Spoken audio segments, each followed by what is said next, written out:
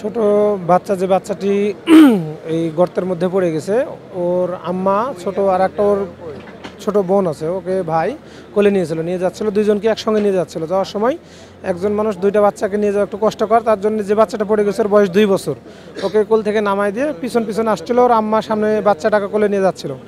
আর যে গভীর নলকূপে পড়ে গেছে, গভীর গর্ত, এই জায়গায় এই যে ধানের অবশিষ্ট যে লাড়া বলে আমাদের এলাকায়, এই লাড়াটা দিয়ে ঢাকা ছিল। ওখানে ওর মা আগে যাচ্ছে আর পিছনে বাচ্চাটা যাচ্ছিল।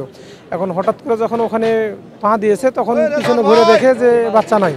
ওই পিছন থেকে বাচ্চাটা মা মা বলে ডাক দিচ্ছে, কান্না করছে। এই মতো অবস্থায় পিছন থেকে এসে দেখে যে ভিতর থেকে সাউন্ড আসছে, কিন্তু বাচ্চা দেখা যায় না গর্তের মধ্যে। মানে বাচ্চাটা চলে গেছে এবং উপর থেকে লাড়াগুলোও চলে যাচ্ছে। এই তো পরিস্থিতি। আলহামদুলিল্লাহ, আমি মনে করছি উদ্ধার তত্ত্বটা খুব ভালো চলছে এবং ফায়ার সার্ভিস প্রায় 2টার সময় চলে আসছে। ওরা বিভিন্ন টিম আসে, তখন থেকেই ওরা তৎপর চালাচ্ছে এবং আমরাও এবং উপজেলা নির্বাহী অফিসার মহোদয় উনি সার্বক্ষণিক ছিলেন।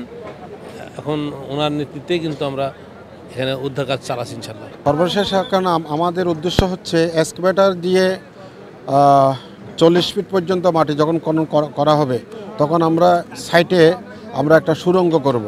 এই সুড়ঙ্গ দিয়ে আমরা ভিক্টিমটা আমরা উদ্ধার করার চেষ্টা করব।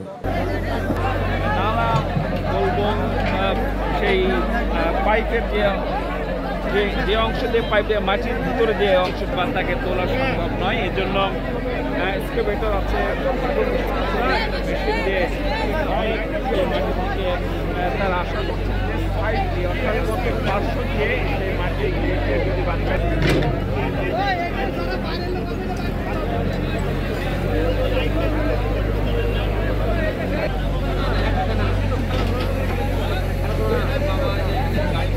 মাহমুদ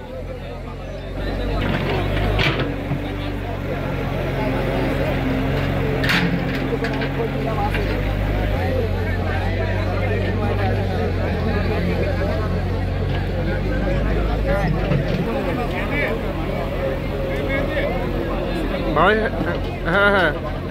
হ্যাঁ রাত্রে এসে দিবনি। হ্যাঁ, আচ্ছা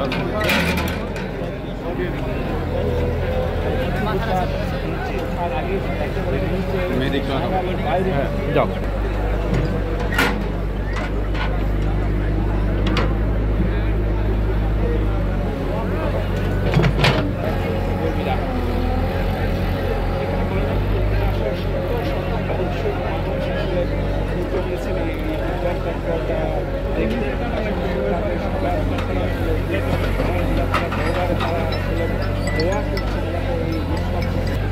এই মুহূর্তে আমরা দেখছি যে একটি মেশিন দিয়ে, অর্থাৎ মাটি কাটা যে মেশিন আছে, সেই এক্সকাভেটর মেশিন দিয়ে মাটির গভীরে খাদ করা হয়, যাতে সেই সুরঙ্গ বা